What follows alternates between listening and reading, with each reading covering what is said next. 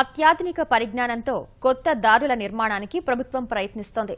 Australia సహా 20 దేశాల్లో ఉపయోగిస్తున్న పరిజ్ఞానంతో మట్టి రోడ్ల నిర్మాణం ప్రయోగాత్మకంగా చేపట్టింది. ఫలితాలను బట్టి రాష్ట్ర వ్యాప్తంగా విస్తరించాలని భావిస్తోంది.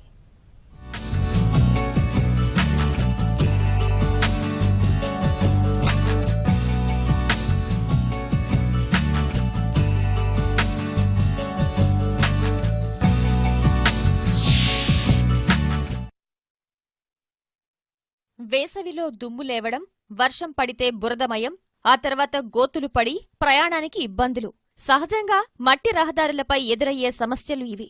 మట్టి రోడ్లను సైతం తక్కువ ఖర్చుతో నిర్మించి ఆస్ట్రేలియా మంచి ఫలితాలు సాధించింది.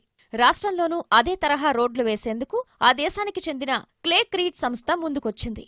ఆ సంస్థ సీఈఓ జాక్మెన్ రాష్ట్ర అధికారులతో చర్చించారు. ఆస్ట్రేలియా సహా 20 దేశాల్లో సాధించిన ఫలితాలను వివరించారు. ప్రభుత్వం సైతం ఈ తరహా రోడ్లపై ఆసక్తి కనబరుస్తోంది. ప్రయోగాత్మకంగా కొన్ని ప్రాంతాల్లో మట్టిదారులు నిర్మించాలని అధికారులకు సూచించింది. ప్రస్తుతం విజయవాడ శివారు నున్నవద్ద పోలవరం కాలువ పక్కన 200 మీటర్ల మట్టి రోడ్డు నిర్మిస్తున్నారు.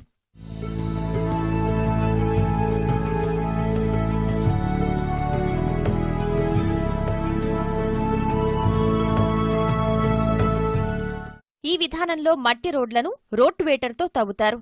ఆ తర్వాత క్లేక్రీట్ అనే రసాయనాన్ని 6 రెట్ల నీటితో కలిపి మట్టి రోడ్డుపై చల్లుతారు.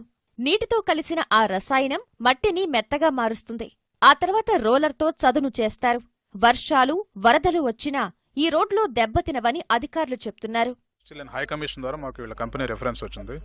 అందువల్ల ఇక్కడ పిలిచి వీళ్ళకి ఒక స్ట్రెచ్ అప్పగిచ్చాం మన పైలట్ ప్రాజెక్ట్ లాగా అని చెప్పేసి. రాయలసీమ ఏరియా కానీ లేకపోతే డ్రై ఏరియాస్లో ఎక్కడైతే కొంచెం రాకీ కంటెంట్ ఎక్కువ ఉంటుందో అక్కడ ఈ రూరల్ ఏరియాస్లో ఈ రోడ్స్ చేయడానికి అవకాశం ఉంటుంది. ముందు దీని మాయిశ్చర్ కంటెంట్ ఉంటుంది సాయిల్లో.